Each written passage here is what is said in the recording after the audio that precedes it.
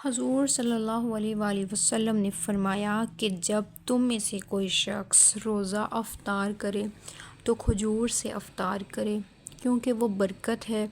اگر کھجور نہ ملے تو پانی سے افطار کر لے، کیونکہ وہ پاک کرنے والا ہے۔ نبی علیہ الصلوۃ والسلام نماز مغرب سے پہلے تازہ کھجوروں سے روزہ افطار کیا کرتے تھے۔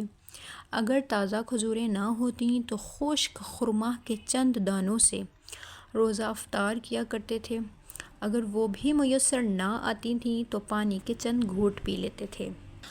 حدیث میں آتا ہے کہ نبی علیہ الصلوۃ والسلام نے فرمایا کہ رمضان میں اللہ کا ذکر کرنے والا بخشا جاتا ہے، اور اس مہینے میں اللہ سے مانگنے والا بے مراد نہیں رہتا۔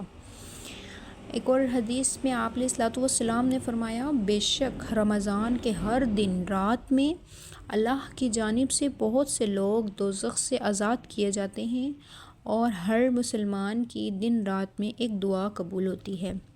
حضور علیہ الصلوۃ والسلام نے فرمایا، 3 بندوں کی دعا رد نہیں ہوتی، ایک روزے دار کی یہاں تک کہ افطار کرے، اور ایک حاکم عادل کی، اور ایک مظلوم کی۔ اللہ تعالیٰ اس کو بادلوں سے اوپر اٹھا لیتے ہیں اور اس کے لیے آسمان کے دروازے کھل جاتے ہیں، اور اللہ رب العزت فرماتے ہیں، میرے عزت کی قسم میں ضرور تیری مدد کروں گا، خواہ کچھ دیر کے بعد۔